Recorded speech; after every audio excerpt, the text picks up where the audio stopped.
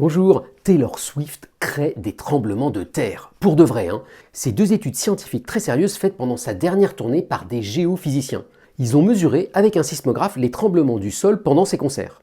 Et alors vous allez voir, les résultats sont très marrants. Pendant le concert, ils ont enregistré ce qui se passait. Et ils ont mesuré des tas de vibrations comme ça. Alors pour vérifier que ça venait bien du concert, ils ont pris la forme de l'enregistrement et ils ont réussi à repérer toutes les chansons une par une hyper précisément. Avec les pauses, les moments acoustiques, les moments où c'était fort. Et là où ça a commencé à être marrant, c'est quand ils se sont demandé d'où venaient précisément les tremblements. Au début, ils se sont dit, ça vient de la musique et des haut-parleurs. Et donc ils ont eu l'idée astucieuse d'enregistrer ce qui se passait l'après-midi, au moment où il y avait le soundcheck. Vous savez, c'est au moment où l'artiste fait ses tests et fait la balance. Et là, ils ont vu qu'ils retrouvaient exactement le même signal que le soir, à haute fréquence. Mais à basse fréquence, vous savez, quand ça bat un peu plus lentement, il y avait des nouveaux signaux pendant le concert qu'il n'y avait pas l'après-midi. Et donc ils ont compris en fait que les tremblements principaux qu'ils mesuraient venaient, tenez-vous bien, de la danse du public. C'est en fait en dansant et puis en sautant sur le sol de façon synchronisée que le public avait créé les tremblements les plus importants.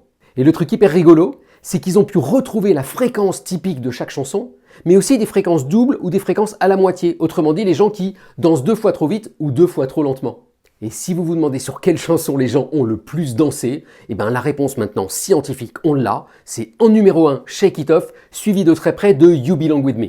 Et les tremblements de terre créés pendant ces deux chansons-là, ça pouvait atteindre jusqu'à 2000, 3000 fois plus que pendant certaines autres chansons. Et le dernier truc hyper marrant avec cette étude, c'est qu'à la fin, ils ont comparé avec des mesures pendant d'autres concerts, notamment Beyoncé et Metallica. Et ils se sont rendus compte que pendant Metallica, le signal était complètement incohérent, il était hyper bizarre. Et alors la raison, c'est probablement que le son était assez pourri pendant le concert de Metallica, et donc les fans dansaient pas trop de façon synchro, et donc ça a fait des signaux tout nazes. Donc la morale, c'est que pour faire des beaux tremblements de terre, il faut danser de façon synchronisée. Bonne journée!